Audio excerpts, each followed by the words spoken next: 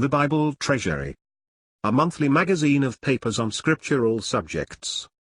Article 8, Volume 7, 1868 and 1869. Perfect. Matthew 19 verse 21. 1868, 112. This word perfect seems to intimate that character of mind which is answerable to God in the given place or dispensation he is at the time occupying. See note. Note. Every one that is perfect shall be as his master. End of note. I am the Almighty God, walk before me, and be thou perfect. Abram had just failed in acting according to the all-sufficiency and might of him who had revealed himself to him as the quickener of the dead. He had taken Hagar through unbelief. He was therefore imperfect, not in company with the character in which God was dealing with him. Genesis 17 verse 1. Be ye therefore perfect, even as your Father which is in heaven is perfect. The divine perfection here is that of paternal goodness, of one who gives without respect to the worthiness of the object. Our perfection is like-mindedness with this, doing good, and wishing well to others, though they may hate and curse and despitefully use us. Matthew 5. Paul's use of the term is the same, as I judge. We speak wisdom among them that are perfect. And again, let us, therefore, as many as be perfect be thus minded. 1 Corinthians 2, Philippians 3, he speaks in reference to those who have, if I may so express it, the mind of the dispensation.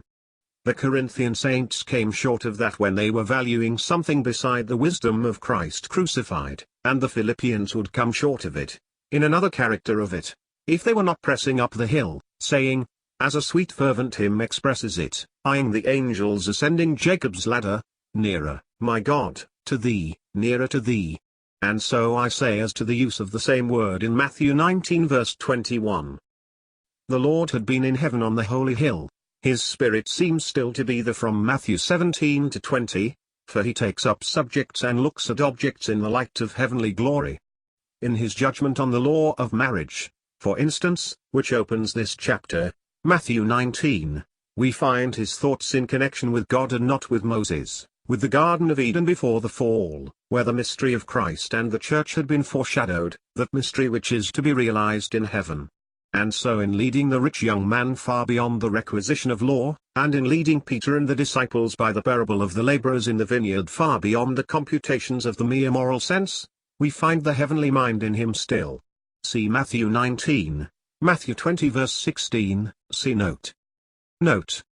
At Matthew 20 verse 17, the Lord, in spirit, begins another journey. He is setting out, not as one who was descending from heavenly places, but as one who had, in his prospect, Jerusalem, or earthly places. End of note. For what is perfection here? If thou wilt be perfect, go and sell that thou hast and give to the poor, and thou shalt have treasure in heaven, and come and follow me. This is the perfection here delineated and demanded. And this is that perfection which suits the heavenly calling, which alone is answerable to those dispensational thoughts which at that moment were filling his mind, as I have suggested.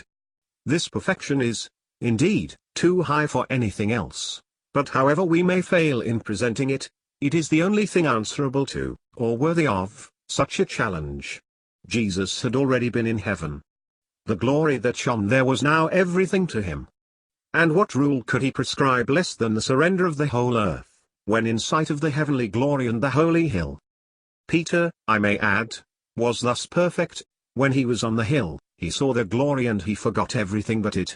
Master, says he, it is good for us to be here, let us make 3 tabernacles, one for thee, one for Moses, and one for Elias. He would fain abide there, forgetting all he had known and valued before, all on the earth. See note. Now, this was a sample of the perfection which the Lord here prescribes to the rich young man. I do not say that we are debtors to Peter's heart, so to speak, for this utterance of his lips on the hill of glory. It was rather the power of the place which spoke in him. But this makes it the more significant.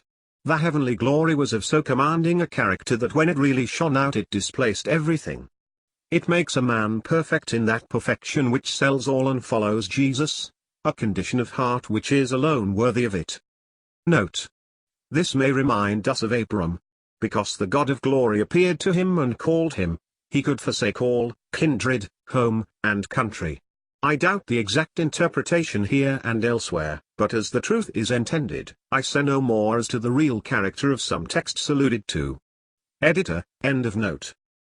The Hebrew saints, I may say, knew of this perfection, when, in the day of their illumination, they took joyfully the spoiling of their goods because they knew of their heavenly inheritance. Hebrews 10. This perfection was finely illustrated there. See note. But how quickly does the poor heart forget the holy hill?